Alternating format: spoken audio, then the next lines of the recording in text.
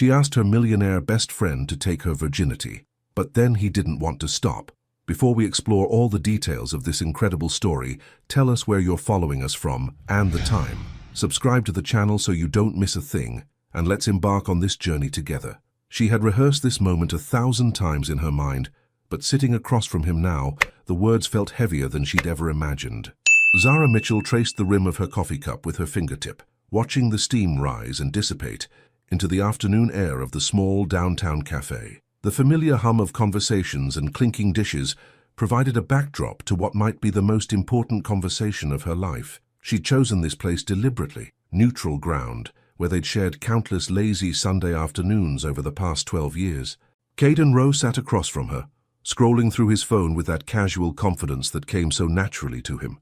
His dark hair was slightly tousled from the October wind, and he wore that same easy smile that had been her anchor through every storm since they were teenagers. At 32, success had refined him, but it hadn't changed the essence of who he was. The boy who used to walk her home from school, who stayed up all night when her mother was in the hospital, who celebrated every small victory in her career as if it were his own. "You've been quiet today," he said, finally looking up from his screen.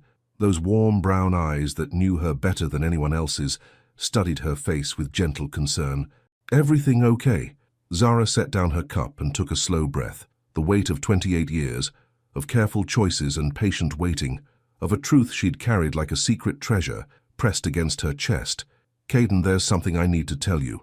Her voice was steady, surprising herself. She'd expected it to shake. He leaned forward slightly, giving her his full attention. This was what she loved most about him, how he could make the rest of the world disappear with just his focus. "I'm listening." The words she'd practiced dissolved. Instead, what came out was raw honesty, unpolished and real. "I'm still a virgin." Caden blinked, his expression shifting from casual interest to surprise, then to something softer.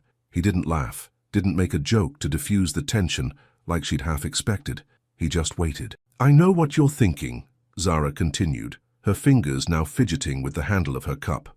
28 years old, successful, independent. It seems impossible, right? But it's not about opportunity. It's never been about opportunity. A middle-aged woman at the next table laughed loudly at something her companion said, and Zara realized how intimate this conversation was becoming in such a public space. But somehow, that made it feel safer. Real life continuing around them while she finally spoke her truth. "It's about trust," she said quietly. "About feeling safe enough to be that vulnerable with someone. And in all these years, through all the dates and relationships that never quite worked out," she looked directly into his eyes, "there's only been one person I've ever felt that safe with." Caden's coffee cup paused halfway to his lips. She watched understanding dawn on his face, followed immediately by something that looked like panic. "Zara, I'm not asking for promises or forever," she said quickly, her heart hammering against her ribs. "I'm not asking you to love me romantically or pretend this is something it's not. I'm asking for something much simpler and much more complicated at the same time." She reached across the small table and placed her hand over his. His skin was warm, familiar from years of friendly touches, high fives after her work presentations, comforting hugs during breakups, playful shoves when he said something ridiculous. "I want it to be you, Caden. I want you to be my first. Not because I'm in love with you in that way, but because I trust you completely, because I know you'll be gentle and patient and honest, because with you, I can just be." The cafe seemed to grow quieter around them, or maybe she was just hyper-aware of every sound. The espresso machine hissing, someone's phone buzzing, the soft jazz playing overhead. Caden stared at their joined hands, his expression unreadable. Finally, he looked up at her. "This isn't, Zara, this isn't something you just ask for, like borrowing my car." "I know." Her thumb brushed across his knuckles. "I've been thinking about this for months. This isn't impulsive or desperate. It's deliberate. It's my choice, and I'm choosing you." Caden pulled his hand away gently and ran it through his hair, a gesture she recognized as his way of processing something overwhelming. "You're my best friend. I don't want to mess that up." "You won't." The certainty in her voice surprised them both. "We won't let it." He was quiet for a long moment, staring out the window at the busy street beyond. A group of college students walked by, laughing and carefree, and Zara wondered if she'd ever felt that light about anything. "This would change things between us," he said finally. "Maybe," she admitted, "but not in the way you're afraid of. I'm not going to fall in love with you and make things complicated, Caden. I know exactly what this is and what it isn't. But even as she said the words, something flickered in her chest, a tiny doubt she quickly pushed away. She'd spent years building walls around her heart, learning to distinguish between love and attachment, between desire and genuine connection. She was sure of her own feelings, wasn't she? Caden was still watching her, and she could see the war playing out behind his eyes. The friend who wanted to protect her, the man who was clearly affected by her request, the successful businessman who calculated risks and outcomes. "I need to think about this," he said finally. "Of course." Zara sat back, suddenly feeling exposed. "I don't expect an answer right now. I needed you to know." They finished their coffee in relative silence, the easy conversation they usually shared replaced by a new kind of awareness. When Caden walked her to her car, his goodbye hug lingered just a moment longer than usual. As Zara drove home through the familiar streets of her neighborhood, she couldn't shake the feeling that she'd just changed everything. The question was whether she'd changed it for better or worse. That night, as she lay in bed staring at the ceiling, her phone buzzed with a text from Caden. "Still processing, but thank you for trusting me with this." She smiled in the darkness, her heart both lighter and heavier than it had been in years. And in that moment, she had no idea that her best friend was lying awake just 5 miles away, realizing that what she'd asked for was already impossible, because somewhere in the space between her confession and his racing heartbeat, everything had already changed. Have you ever trusted someone so completely that you'd ask them to be part of your most vulnerable moment? What would you do if your best friend made this request to you? 3 days had passed since the cafe, and Caden Rowe hadn't slept properly once. He stood in his downtown loft at 6 in the morning, coffee in hand, watching the city wake up through floor-to-ceiling windows. The view usually grounded him. The steady flow of early commuters, delivery trucks navigating narrow streets, the predictable rhythm of urban life. But today, everything felt different, unstable, like the ground beneath his successful, carefully ordered world had shifted without warning. His phone buzzed on the granite countertop, a text from his business partner about their afternoon meeting, normal life demanding his attention. But his mind kept circling back to Zara's words, to the way she'd looked at him with such calm certainty, while asking for something that had knocked him completely off balance. "I want you to be my first." Caden took a long sip of his coffee, the bitter taste doing nothing to clear the fog in his head. He'd built his entertainment company from nothing, made decisions worth millions of dollars, navigated complex business relationships with ease. But this felt impossibly complicated. The rational part of his mind had been working overtime, listing all the reasons why this was a terrible idea. Zara was his best friend, had been since they were teenagers fumbling through high school together. She'd been there when his father walked out, when his first business venture failed spectacularly, when success finally came and he didn't know how to handle it. She was his constant, his safe harbor. What she was asking could destroy all of that. But there was another voice in his head, quieter but more persistent, the one that had noticed how beautiful she looked that day in the cafe, how her dark skin seemed to glow in the afternoon light streaming through the windows. The voice that had always been there, he realized, carefully managed and pushed aside out of respect for their friendship. His phone rang, jolting him from his thoughts. Zara's name appeared on the screen, and his heart rate immediately kicked up. "Hey," he answered, trying to sound normal. "Hi." Her voice was softer than usual, uncertain in a way that made his chest tighten. "I wanted to check in, make sure we're okay." Caden set down his coffee and leaned against the counter. Through the phone, he could hear the familiar sounds of her morning routine, the coffee maker gurgling, her footsteps on hardwood floors. These were sounds he'd heard countless times during their early morning calls over the years, but now they felt intimate, in a way that made him hyper-aware of the distance between them. "We're okay," he said, and meant it. "I've just been thinking. Good thinking or bad thinking." He could picture her perfectly, probably wearing those soft grey pajamas she loved, hair pulled back in a messy bun, that little crease between her eyebrows that appeared when she was worried. "Complicated thinking," he admitted. There was a pause filled with the weight of everything they weren't saying. "Caden, if this is too weird, if I've made things strange between us." She trailed off, and he could hear her taking a shaky breath. "I can't lose you. You know that, right?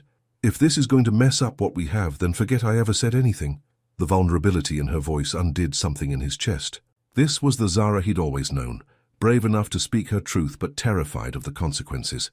The woman who'd built a successful consulting business from scratch, but still called him when she couldn't sleep because of anxiety. Strong and fragile all at once. "You're not going to lose me," he said firmly. "Whatever happens, that's not changing." Another pause. Then, quieter. "So you're considering it?" It wasn't a question. She knew him too well, could read the meaning behind his words even over the phone. "Yeah," he said, surprising himself with the admission. "I am." He heard her sharp intake of breath, followed by what sounded like her sitting down heavily. "Really? Really?" Caden walked over to the window, pressing his free hand against the cool glass. "But Zara, I need you to understand something. This isn't just about doing you a favor. If we do this, if we cross that line, I can't promise it won't change how I see you, how I see us." The silence stretched between them, heavy with possibility and fear. "What do you mean?" she whispered. Caden closed his eyes, the words coming out before he could stop them. "I mean that I've spent 12 years being your best friend, and I've been damn good at it. But I've also spent 12 years not letting myself think about you in certain ways, not letting myself notice certain things. And if we do this," he paused, running his free hand through his hair, "I don't know if I can go back to not noticing." He could hear her breathing on the other end of the line, could almost feel her processing his words. "Caden, I'm not saying this to scare you," he continued. "I'm saying it because I care about you too much to not be honest.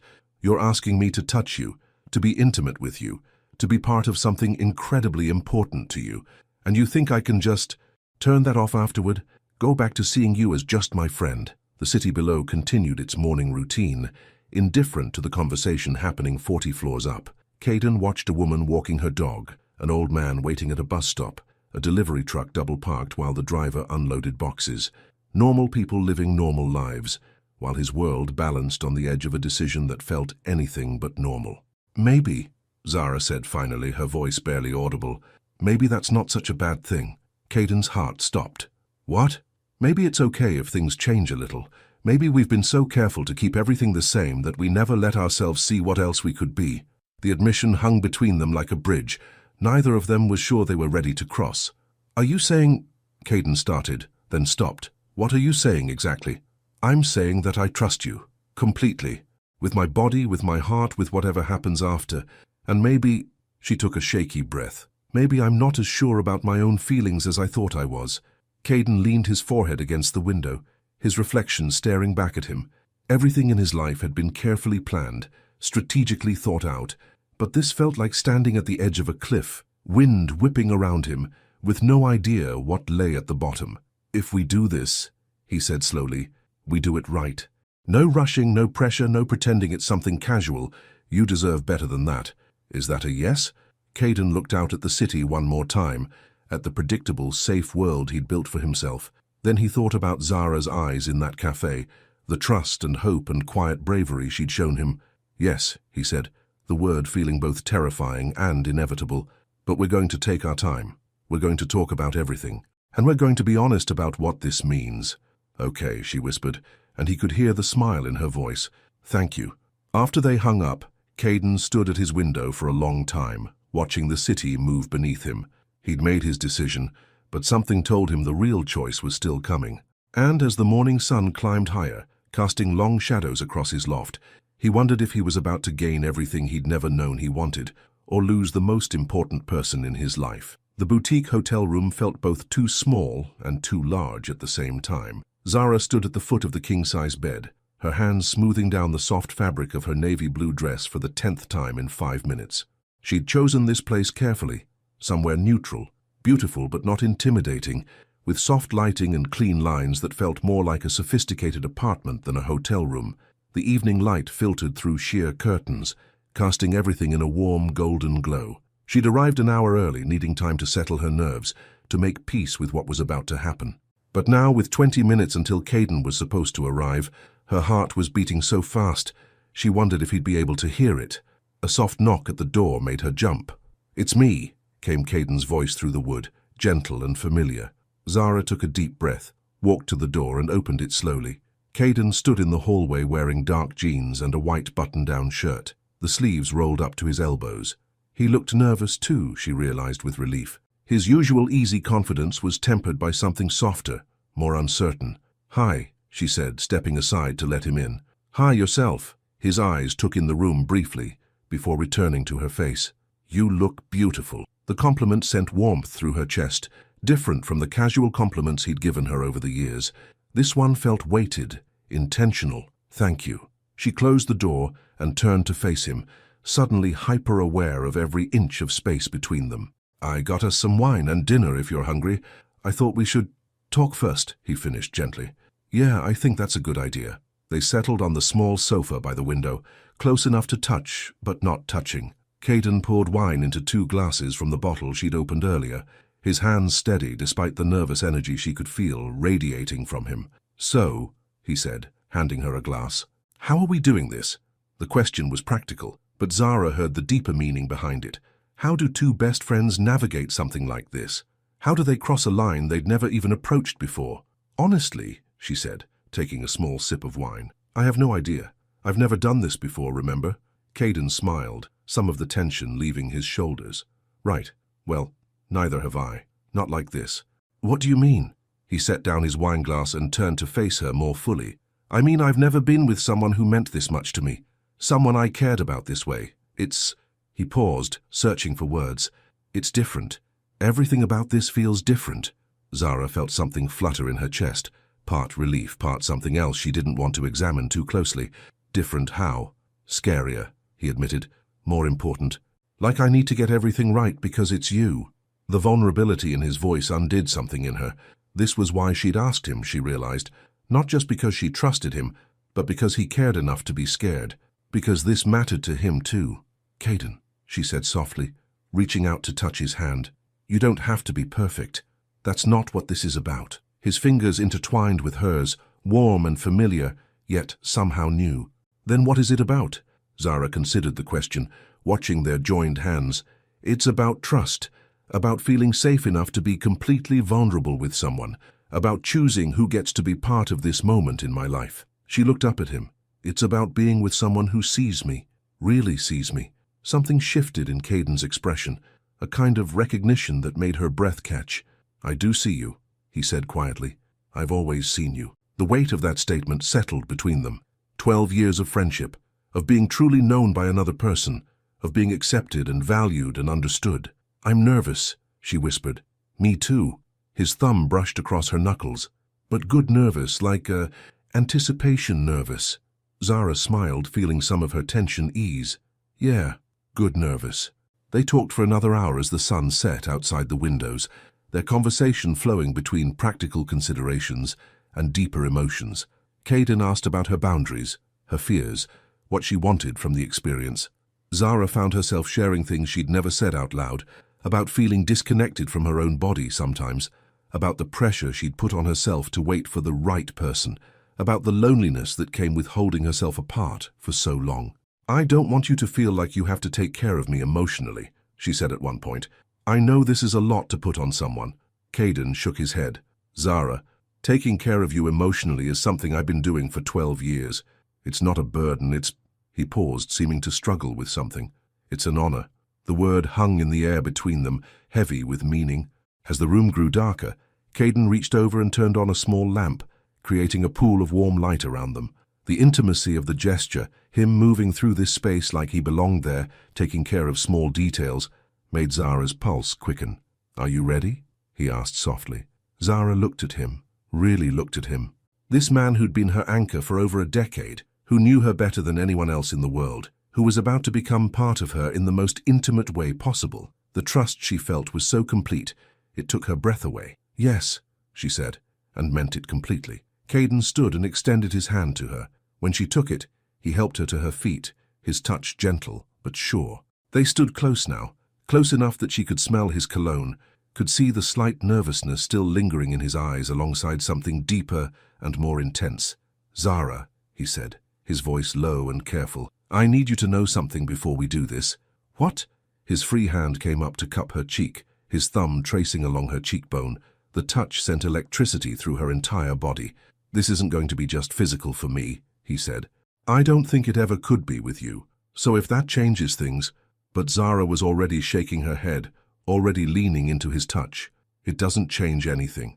It makes it perfect." And as Caden leaned down to kiss her for the first time, soft and careful and full of 12 years of friendship and trust, and something that felt dangerously close to love, Zara realized that she might have been lying to herself about what this meant to her too. But in that moment, with his lips on hers and his hand warm against her skin, she found she didn't care about the implications. All that mattered was this: the safety of his arms, the tenderness in his touch, and the knowledge that whatever happened next, she was exactly where she belonged. Time moved differently in that hotel room, as if the outside world had agreed to pause while something profound unfolded between them. Zara woke to the soft morning light filtering through the curtains and the unfamiliar but wonderful sensation of Caden's arm draped protectively around her waist.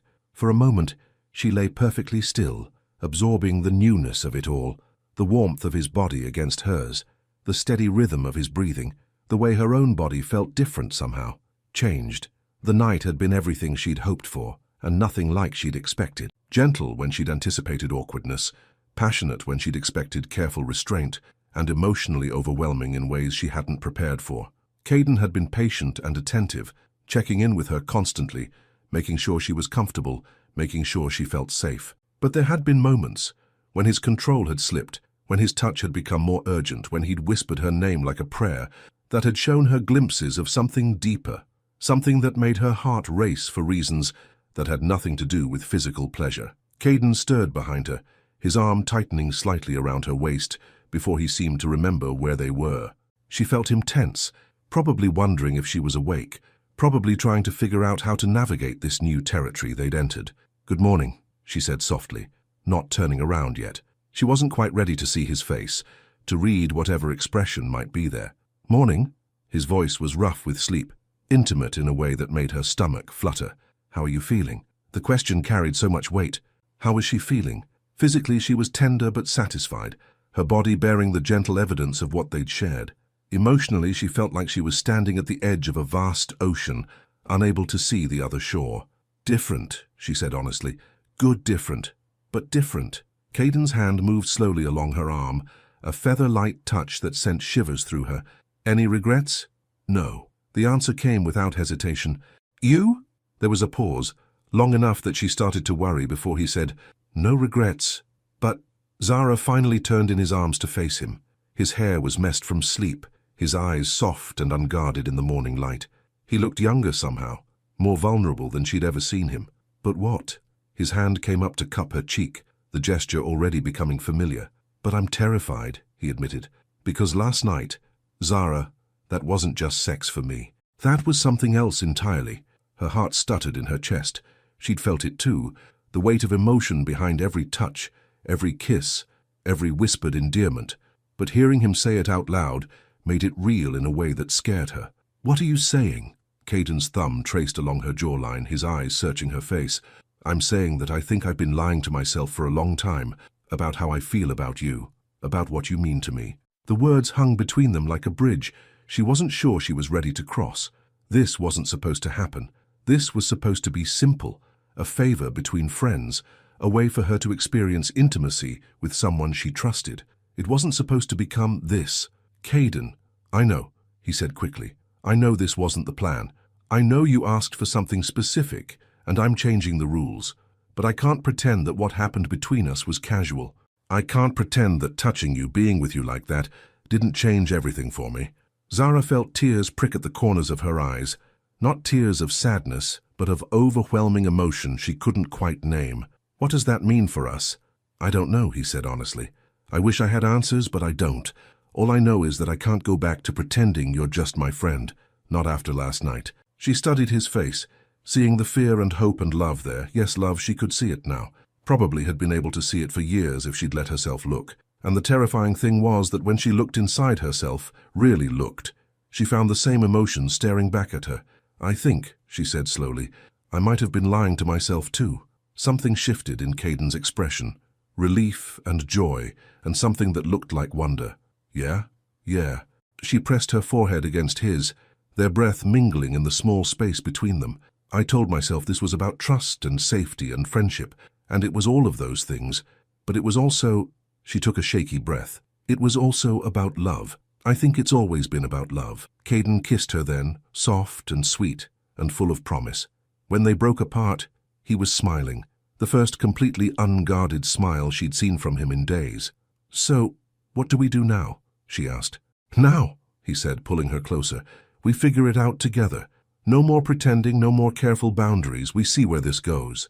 What if it doesn't work? What if we mess everything up?" Caden's expression grew serious. "Then we mess it up together. But Zara, what if it does work? What if this is exactly what we're supposed to be?" The possibility hung between them, beautiful and terrifying. Zara thought about all the years of friendship, all the times she'd felt most herself when she was with him, all the moments when she'd caught herself wishing things were different between them, before quickly pushing the thoughts away. "Okay," she said finally. "Okay, let's see where this goes." They ordered room service and spent the morning in bed, talking and laughing and touching each other with a new kind of freedom. Caden traced patterns on her skin, while she told him about the moments over the years when she'd almost said something, almost crossed the line. He admitted that he'd been half in love with her since college, but had convinced himself it was just friendship, because losing her was unthinkable. "We've been idiots," Zara said, curled against his chest while they shared strawberries from their breakfast tray. "Careful idiots," Caden corrected. "We were protecting something precious." "And now," he looked down at her, his eyes soft with affection and something deeper. "Now we are brave enough to risk it for something even more precious." As the morning sun climbed higher, casting warm rectangles of light across the rumpled hotel sheets, Zara felt a contentment she'd never experienced before. This wasn't how she'd expected her first time to go. Waking up in love with her best friend, everything between them fundamentally changed. But as Caden's fingers combed gently through her hair, and he pressed soft kisses to the top of her head, she realized that maybe the best things in life were the ones you never saw coming. The only question now was whether they were brave enough to hold on to it. 2 weeks later, Zara stared at her phone screen in the cramped bathroom of her office building, reading the same text message for the 5th time. "Can't make dinner tonight. Client emergency. Rain check. See." She set the phone down on the narrow sink counter and looked at herself in the harsh fluorescent lighting. Dark circles under her eyes told the story of sleepless nights spent wondering if she'd made the biggest mistake of her life. The past 2 weeks had been a whirlwind of stolen moments and careful navigation, coffee dates that felt like first dates despite 12 years of friendship, holding hands in his car and feeling her heart race like a teenager, text messages that carried new weight, new meaning, new possibilities for misinterpretation, but also Caden seeming distant during their lunch yesterday, phone calls cut short because of work meetings, the growing sense that while she was falling deeper into whatever this was between them, he might be pulling back. A knock on the bathroom door interrupted her spiraling thoughts. "Zara? You in there?" It was Monica, her colleague, and the closest thing she had to a friend at work. "Yeah, coming out." Zara grabbed her phone and opened the door to find Monica, waiting with 2 cups of coffee and a concerned expression. "You look like hell," Monica said bluntly, handing her a cup. "What's going on?" They walked back towards Zara's small office, past the open workspace where their colleagues were wrapping up the day. The branding agency where Zara worked was small but successful, housed in a converted warehouse with exposed brick walls and too much ambient noise. Usually she loved the creative energy of the place, but today it felt overwhelming. "Remember how I told you about my friend Caden?" Zara said once they were in her office with the door closed. Monica raised an eyebrow. "The hot millionaire best friend you've been secretly in love with for years, but refused to admit it?" "I never said I was in love with him." "Honey, you didn't have to. It's written all over your face every time you mention his name." Monica settled into the chair across from Zara's desk. "What happened?" Zara took a sip of coffee, buying time. She'd told Monica about Caden over the years, but never the whole truth. Never about her virginity.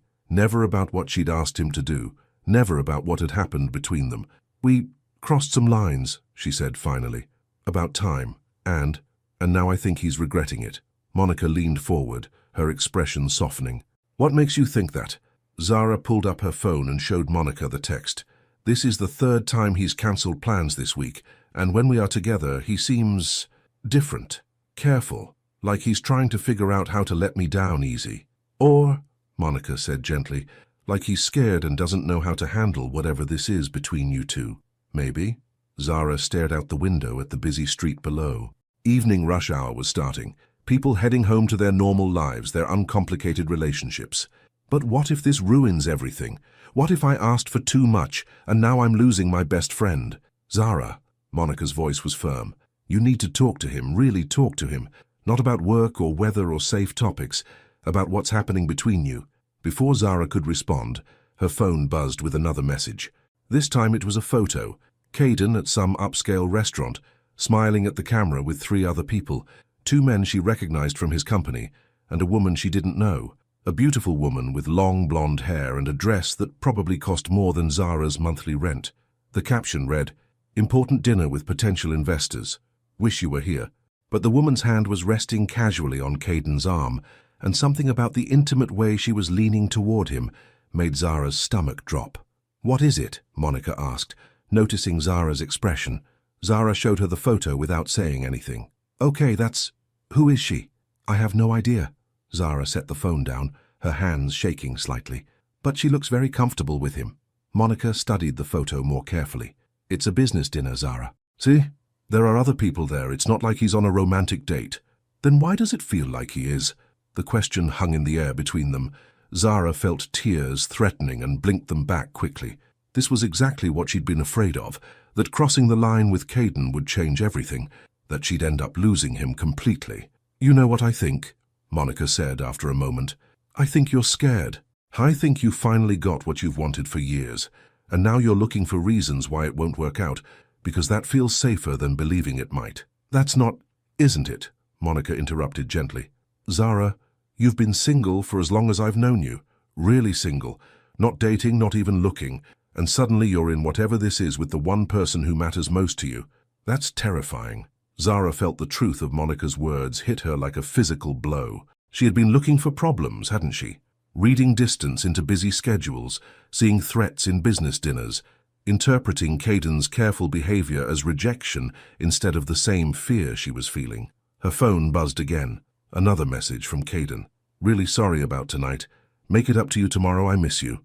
The simple words, "I miss you," sent warmth through her chest, but also confusion. If he missed her, why did he keep canceling? If this mattered to him the way it mattered to her, why did everything feel so uncertain?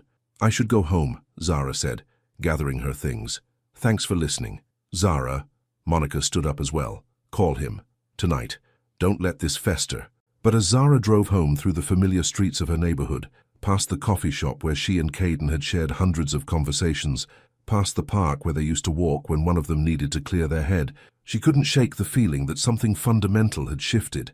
Maybe Monica was right. Maybe she was self-sabotaging because being vulnerable was terrifying. Or maybe Caden was realizing that crossing that line had been a mistake, and he was trying to find a way back to the safety of friendship without hurting her.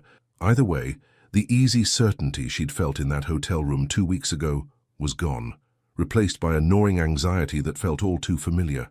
As she pulled into her driveway, Zara made a decision.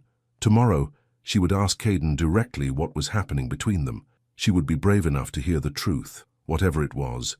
But tonight, she would allow herself to wonder if the best thing that had ever happened to her was already slipping away. Zara didn't wait for tomorrow. At 9:47 p.m., she found herself standing outside Caden's building, her heart hammering against her ribs as she pressed the buzzer for his loft.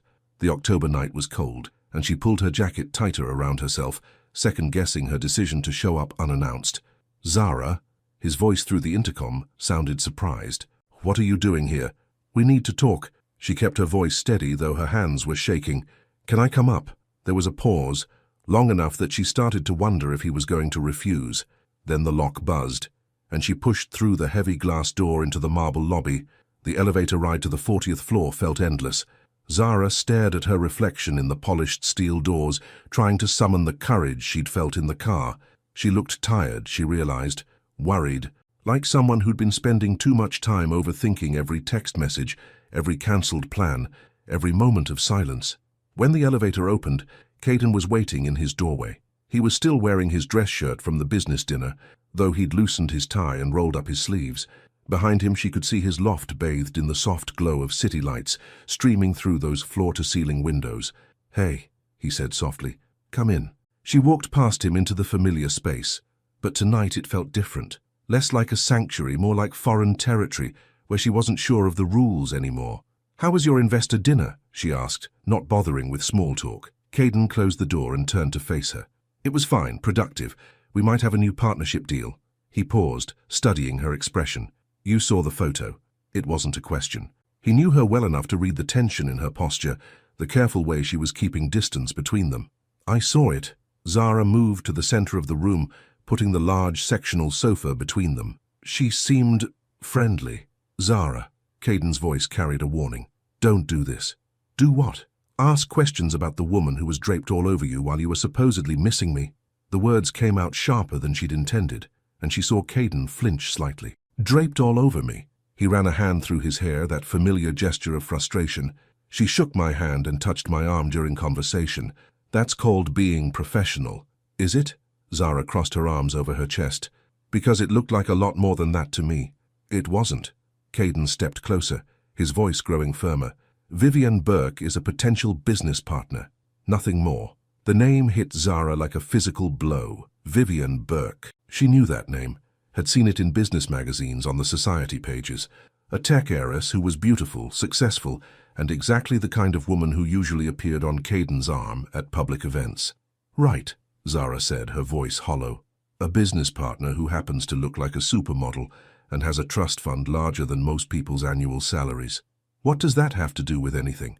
Everything. The word exploded out of her before she could stop it. It has everything to do with everything, Caden. She's your world. Successful, sophisticated, someone who understands your life in ways I never could. Caden stared at her, something like hurt flashing across his features. Is that really what you think? That I'm some kind of shallow person who only cares about money and status? No, that's not... Zara started, then stopped. Because wasn't that exactly what she was saying? I don't know what to think anymore. The admission hung between them, raw and honest. Then let me help you, Caden said, moving around the sofa to stand directly in front of her. You want to know what I was thinking about during that dinner? You want to know why I kept checking my phone, because I was hoping you'd text me. You want to know why I cut the evening short and came home early, because I'd rather be here, missing you, than anywhere else pretending to be interested in investment portfolios and market projections. Zara felt tears prick at the corners of her eyes. Then why do you keep cancelling on me? Why does it feel like you're pulling away? Caden's expression softened, and he reached out to cup her face in his hands.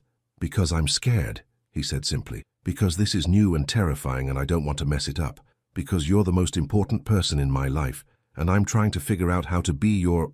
whatever we are, without losing the friendship that's been my anchor for 12 years. Whatever we are? Zara stepped back, his hands falling away from her face. Is that what this is to you? Some undefined thing you're trying to manage?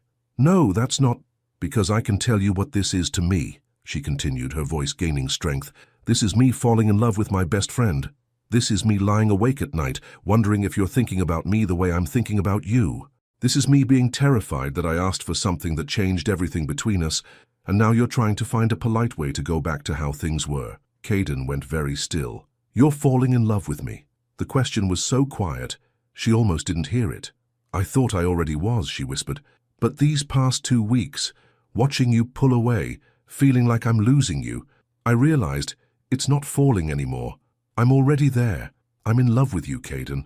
Completely, terrifyingly in love with you. For a moment, neither of them moved. The city continued its nighttime symphony outside the windows, but inside the loft, everything was suspended in silence. Then Caden was moving, crossing the distance between them in 2 quick strides, and pulling her into his arms. His kiss was desperate, urgent, full of relief and apology, and something that felt like coming home.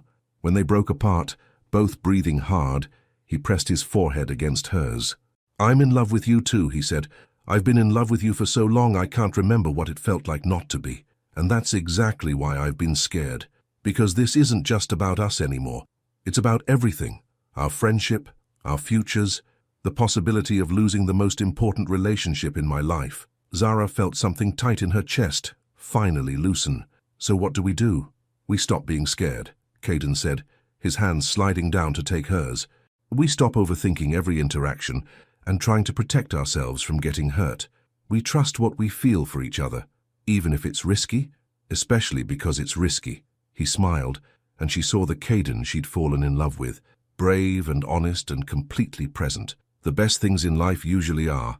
Zara stood on her tiptoes and kissed him again, softer this time, full of promise and possibility. But even as she melted into his arms, even as relief flooded through her, A small voice in the back of her mind whispered that love alone might not be enough to navigate the complicated reality of two very different worlds colliding. For tonight, though, she chose to ignore that voice and focus on the feeling of being exactly where she belonged. The charity gala was everything Zara had feared it would be. Crystal chandeliers cast sparkling light over women in designer gowns and men in perfectly tailored tuxedos, all of them moving through the grand ballroom of the Ritz-Carlton with the kind of effortless confidence that came from a lifetime of wealth and privilege. Zara smoothed down the front of her black dress, the most expensive thing in her closet, bought specifically for this event, and tried not to feel like she was wearing a costume. "You look incredible," Caden murmured in her ear as they made their way through the crowd. His hand was warm and steady on the small of her back, an anchor in a sea of unfamiliar faces. "I feel like I'm going to say the wrong thing and embarrass you," she whispered back. "Impossible." He stopped walking and turned to face her, his expression serious. "You could never embarrass me, Zara. You're the smartest, most interesting person here." She wanted to believe him, but as a woman with diamonds the size of grapes glided past them, laughing at something her companion said in what sounded like fluent French, Zara felt the familiar weight of not belonging pressing down on her shoulders. This was Caden's world, the world of charity galas and business partnerships, of summer homes in the Hamptons and winter trips to Aspen. She'd known about it intellectually, of course, had seen glimpses of it over the years, but being immersed in it, trying to navigate it as his girlfriend rather than his friend, made the differences between their lives feel stark and insurmountable. "Caden," a woman's voice cut through the ambient chatter, and Zara turned to see Vivian Burke approaching them. She looked stunning in a deep emerald gown that probably cost more than Zara's monthly salary, her blonde hair swept up in an elegant chignon that showcased diamond earrings that caught the light with every movement. "Vivian," Caden said politely, "good to see you again. And you must be Zara." Vivian's smile was perfect, white teeth, just the right amount of warmth, completely unthreatening, which somehow made it more threatening. "Caden's told me so much about you." "Has he?"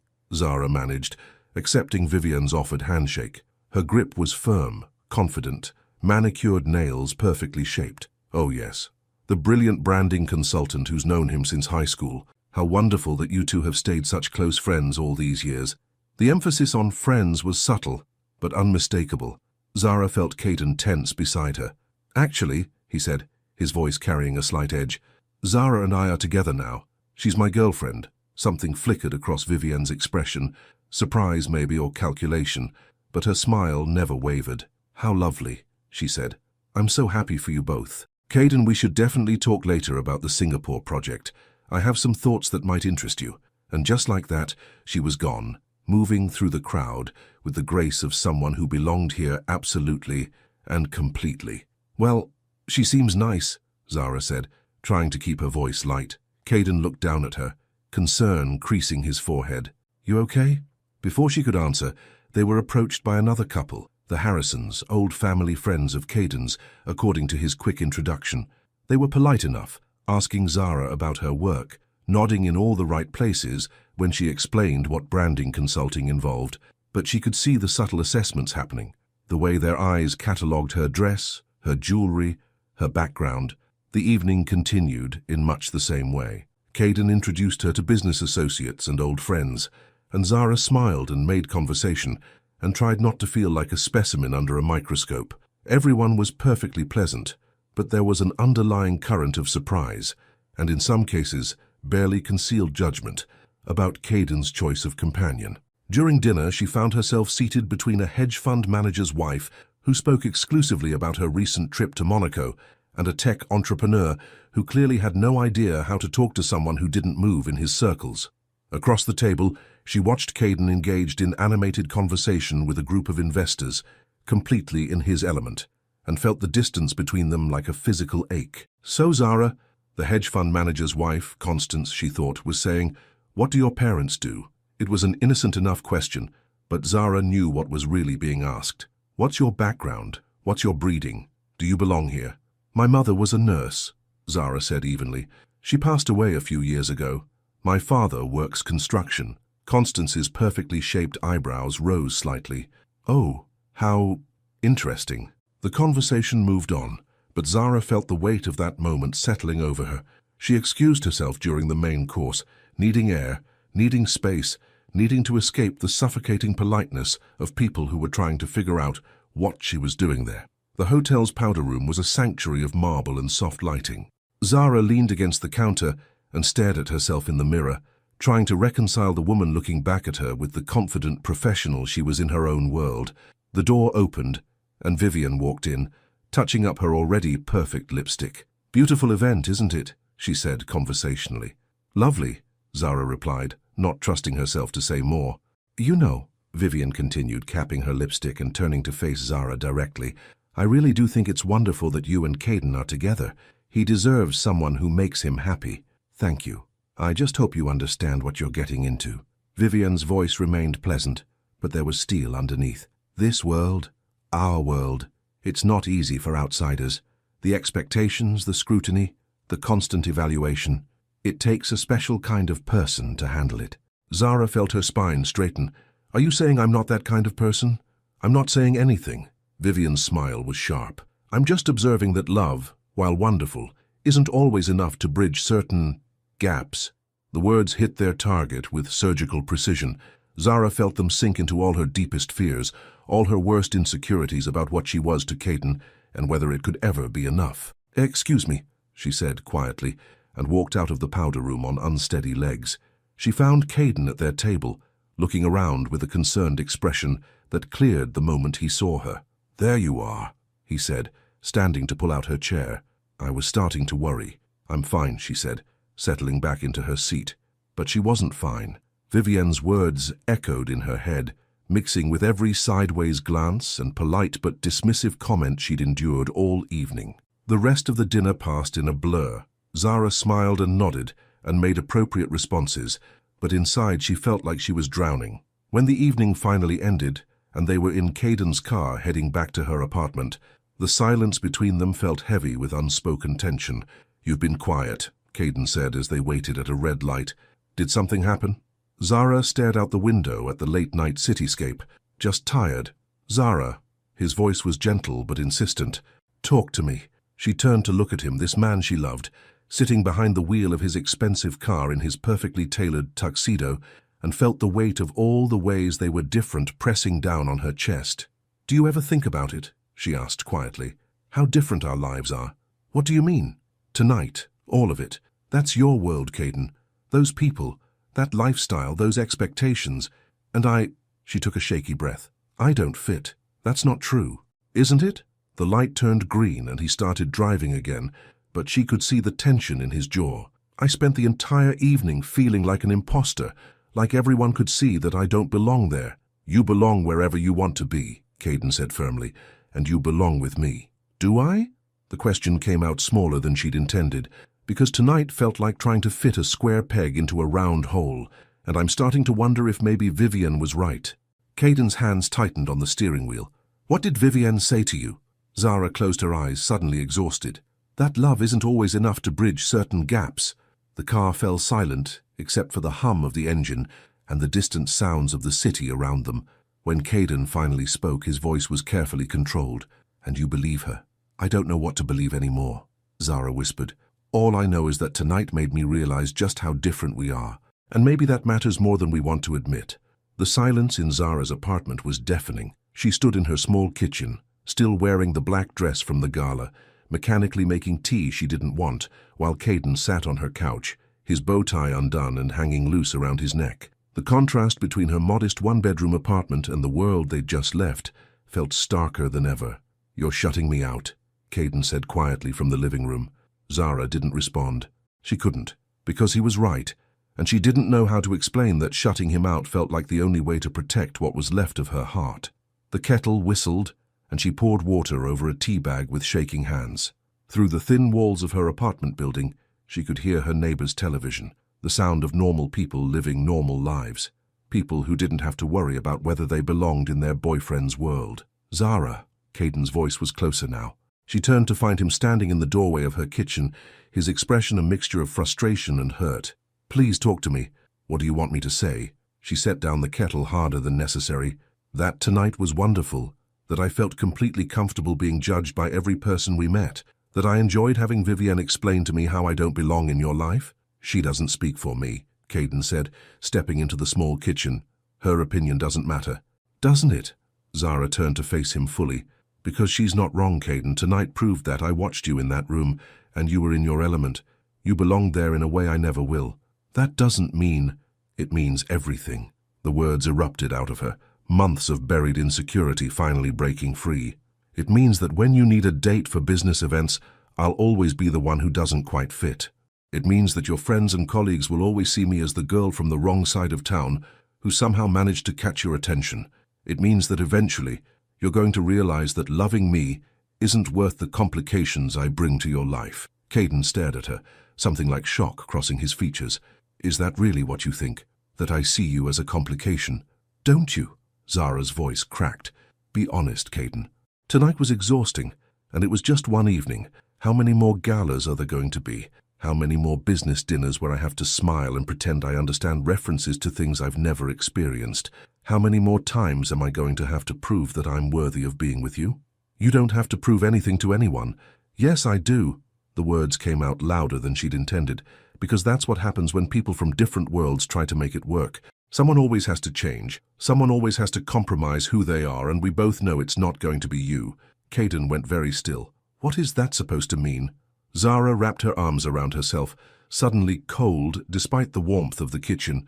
It means that you have a company to run, a reputation to maintain, a social circle that expects certain things from you, and I'm not what they expect. I don't care what they expect. You should.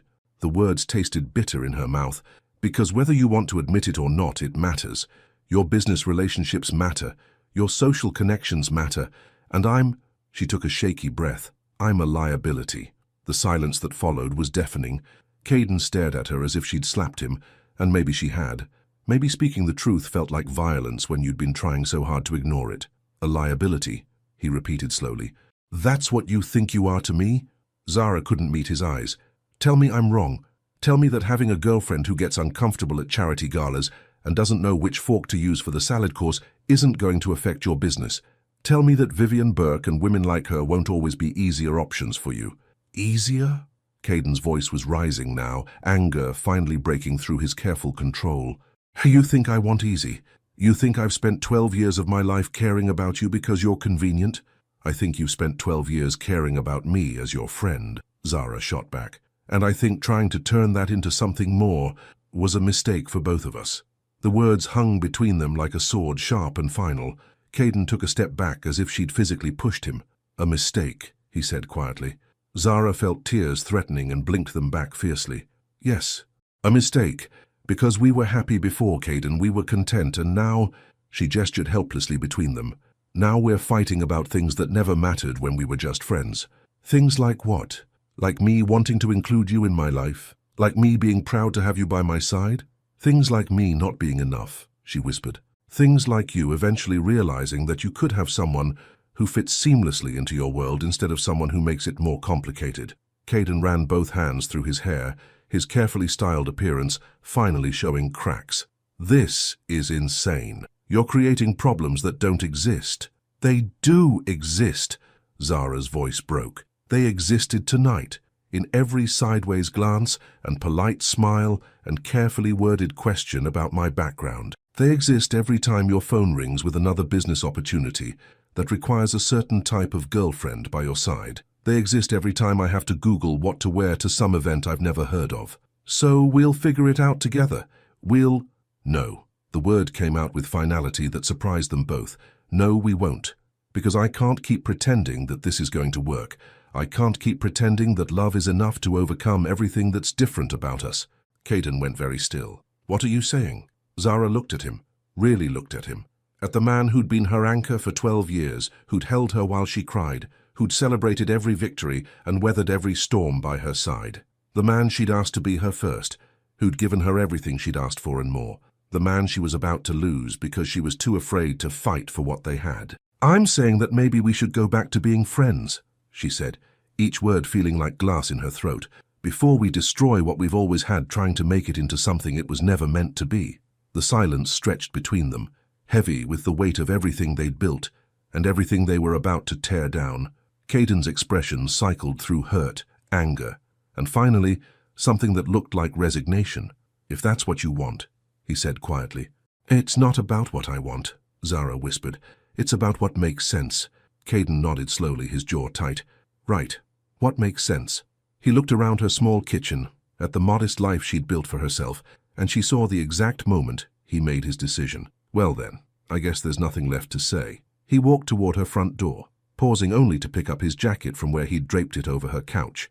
At the door, he turned back to look at her one more time. "For what it's worth," he said, his voice carefully controlled, "you were never a liability to me, Zara. You were everything." And then he was gone, leaving Zara alone in her apartment with the echo of his words and the devastating realization that she might have just made the biggest mistake of her life. But it was too late now. The words had been spoken, the damage done. All she could do was sit on her couch and try to convince herself that walking away from the best thing that had ever happened to her was somehow the right choice. 3 weeks of silence felt like 3 years. Zara sat at her desk, staring at the same client proposal she'd been trying to finish for the past hour, the words blurring together on the screen. Outside her office window, November rain painted grey streaks down the glass, matching the grey fog that had settled over her life since that night in her apartment. Her phone buzzed with a text from Monica. "Still nothing from him?" Zara typed back quickly. "No, and that's for the best." But even as she sent the message, her heart clenched with the lie. Nothing about the past 3 weeks had been for the best. She'd lost her appetite, her sleep, and worst of all, her ability to concentrate on anything that wasn't Caden Rowe, and the devastating look on his face when she'd destroyed everything between them. "Zara," Monica's reply came immediately, "you need to fix this. Today." Before Zara could respond, her office door opened and Monica herself walked in, carrying 2 cups of coffee and wearing an expression that brooked no argument. "We need to talk," Monica said, setting 1 cup on Zara's desk and settling into the chair across from her. "And don't even think about giving me that 'I'm fine' bullshit, because you look like you haven't slept in a month." "I'm working," Zara said weakly. "No, you're staring at a computer screen and pretending to work while you slowly torture yourself to death." Monica leaned forward, her voice gentle but firm. "Honey, what you did was stupid.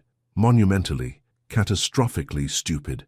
But it's not irreversible." Zara finally looked up from her screen. "Yes, it is. You didn't see his face, Monica. You didn't hear what I said to him. So tell me." And somehow the whole story came pouring out. The gala, Vivian's pointed comments, the fight in her apartment, the awful moment when she'd called their relationship a mistake. Monica listened without interruption, her expression growing more horrified with each detail. "Jesus, Zara," she said when the story was finished. "You really went for the nuclear option, didn't you?" "I was protecting us both." "You were protecting yourself," Monica corrected, "from having to be brave, from having to fight for what you wanted, from having to believe that you deserved good things." The words hit like physical blows. "That's not—" "It is." Monica's voice was kind but unyielding.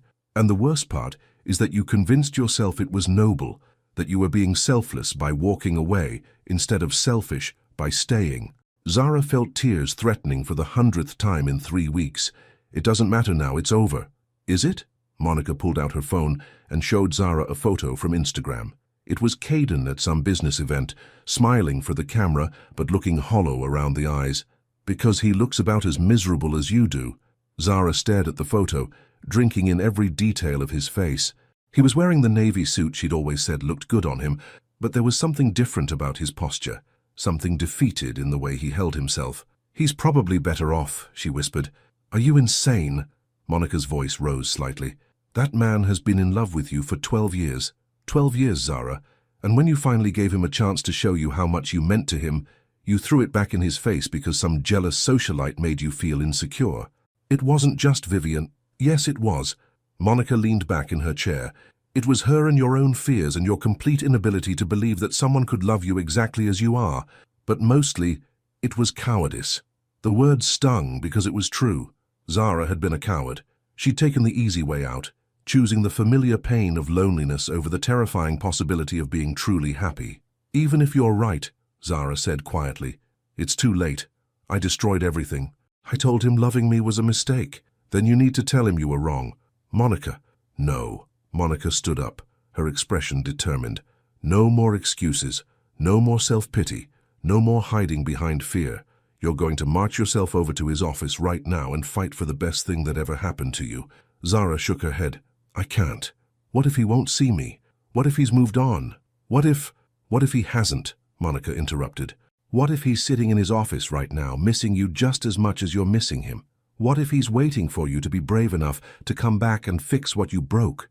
The possibility hung in the air between them, terrifying and hopeful in equal measure. I wouldn't even know what to say, Zara whispered. Start with the truth, Monica said gently. Tell him that you love him. Tell him that you were scared and stupid and wrong. Tell him that you want to fight for what you have instead of running away from it. Zara looked out the window at the grey afternoon, then back at Monica's expectant face. For the first time in 3 weeks, she felt something other than despair stirring in her chest. It was small and fragile, but it felt suspiciously like hope. What if it's too late? She asked one more time. Then at least you'll know you tried, Monica said. But Zara, I don't think it's too late. Love like what you two have doesn't just disappear because of one fight, even a really terrible one. Zara took a shaky breath and stood up. Her hands were trembling, and her heart was beating so fast she could hear it in her ears. But for the first time in weeks, she felt like she could breathe properly. Okay, she said. Okay, I'm going to do it. Right now. Right now. Before I lose my nerve. Monica grinned. That's my girl. Now go get your man back. An hour later, Zara stood in the lobby of Caden's building, her courage wavering as she stared at the bank of elevators that would take her to his office. She'd changed into her best dress, fixed her makeup, and practiced what she was going to say during the entire drive over. But now, faced with the reality of seeing him again, her carefully rehearsed words scattered like leaves in the wind. The elevator ride to the 32nd floor felt endless. When the doors opened, she was greeted by Caden's assistant, a kind woman named Helen who'd always been friendly to her. Zara, Helen's surprise was evident. I didn't know you were coming by. Let me check if Caden's... Is he in? Zara interrupted, unable to wait for pleasantries. Yes, but he's in a meeting with Vivian Burke. The voice came from behind Helen, and Zara turned to see Caden standing in the doorway of his office. He looked tired, she noticed, with shadows under his eyes that matched her own. She was just leaving. Vivian appeared beside him, perfectly polished as always, her smile sharp when she saw Zara. How unexpected. Well, Caden, we'll continue this conversation later. Think about what I said about the Singapore expansion. She swept past Zara without another word, leaving behind the subtle scent of expensive perfume and the weight of unspoken implications. Caden and Zara stared at each other across the reception area, 3 weeks of hurt and longing stretching between them like a chasm. Helen, Caden said quietly, not taking his eyes off Zara, hold my calls. Of course. Helen busied herself with paperwork, tactfully ignoring the tension in the air. Come in, Caden said, stepping aside to let Zara into his office. As she walked past him, close enough to catch the familiar scent of his cologne, Zara felt her heart fracture all over again. This was the man she'd walked away from.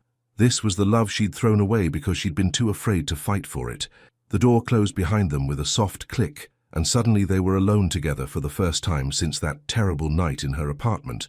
So, Caden said, walking to his desk but not sitting down, what brings you here, Zara? His voice was carefully neutral, professionally polite, and it cut through her like a knife. This was how he spoke to clients, to acquaintances, to people who didn't matter to him. I came to tell you that I was wrong, she said, the words rushing out before she could lose her nerve. About everything. About us being a mistake. About not fitting into your world. About love not being enough. I was wrong about all of it.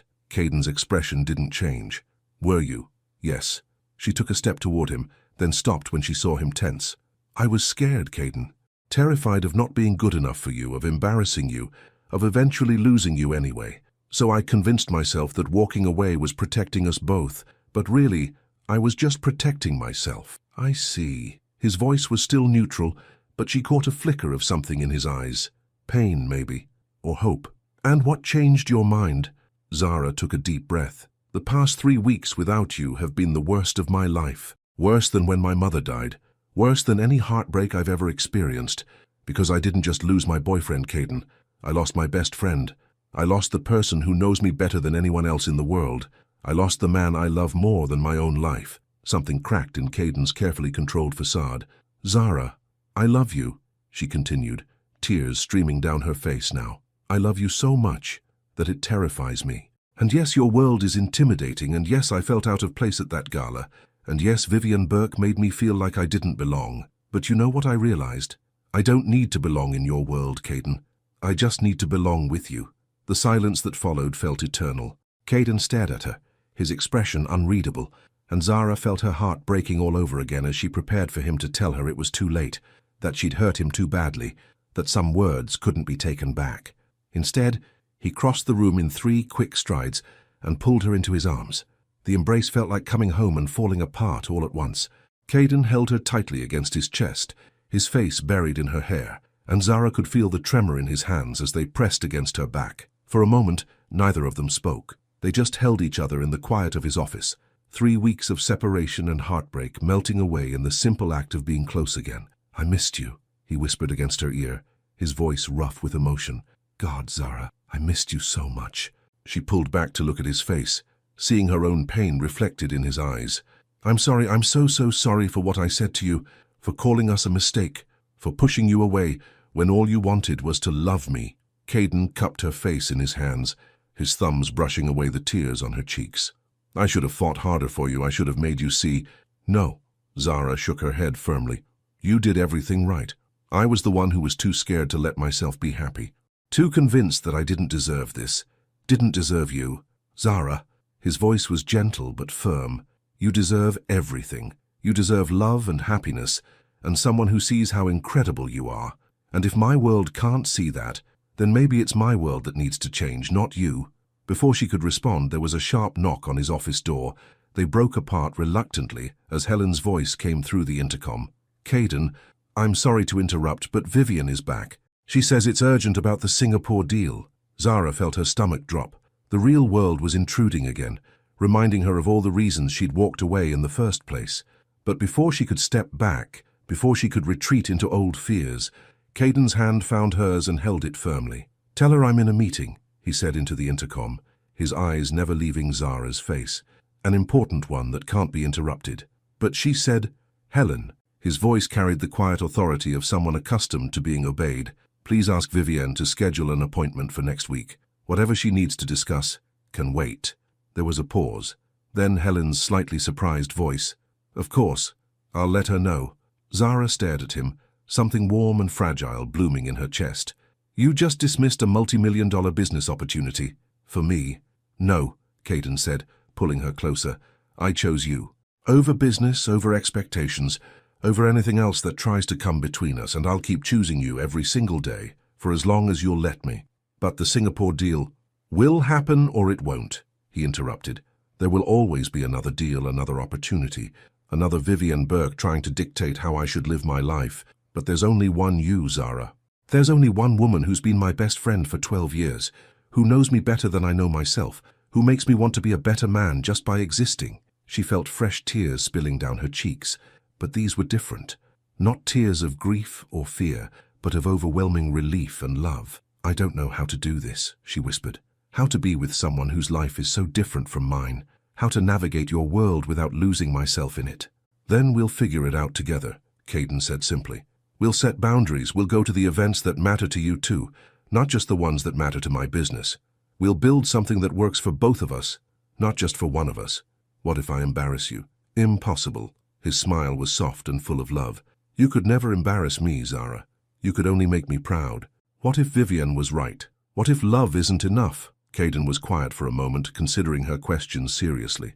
"Maybe love alone isn't enough," he said finally. "Maybe it also takes courage and compromise and the willingness to fight for each other when things get hard. But we have all of those things, don't we?"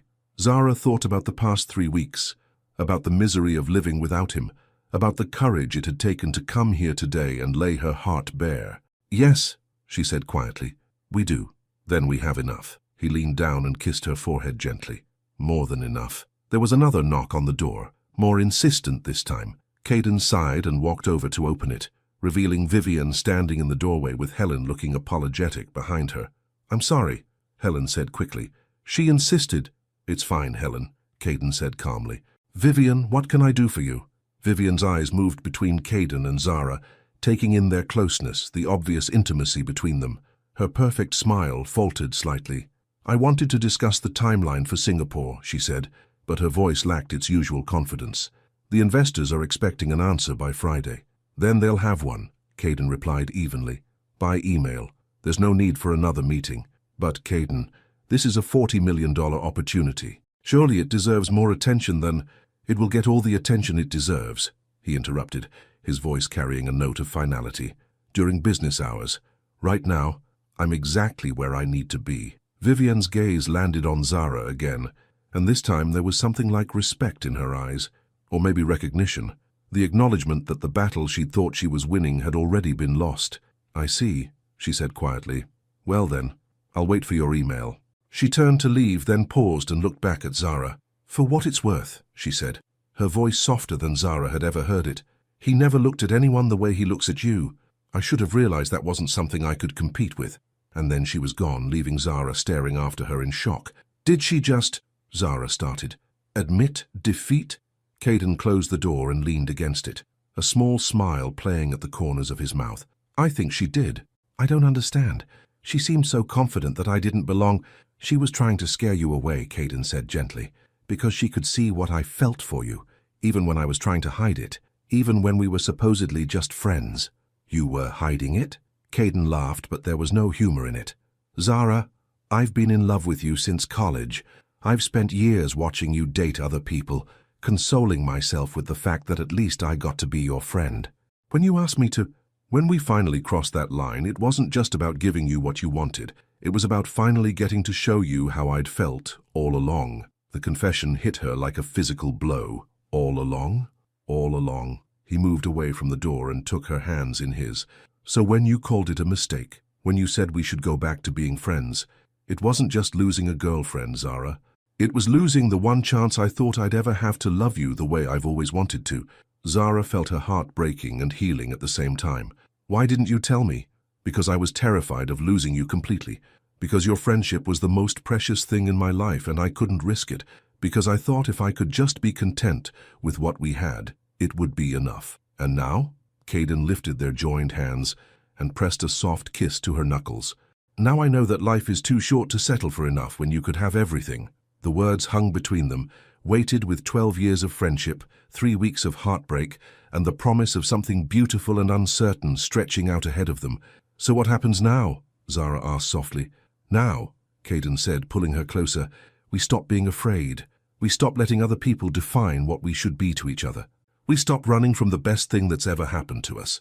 And if it gets hard, if there are more galas and more Vivian Burkes and more moments when I feel like I don't fit, then we face them together, he said simply. And we remember that the only opinion that matters is ours, that the only world we need to fit into is the one we create together. Zara looked into his eyes and saw her future there, messy and complicated and absolutely perfect. She saw late-night conversations and lazy Sunday mornings, business dinners where he'd hold her hand under the table, and quiet evenings in her small apartment. She saw a life built on friendship and love and the courage to keep choosing each other day after day.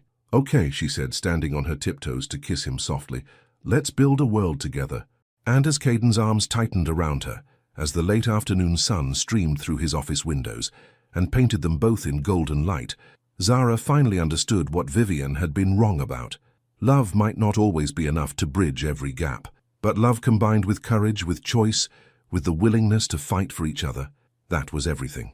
2 years later, the small outdoor ceremony was nothing like the grand society wedding everyone had expected.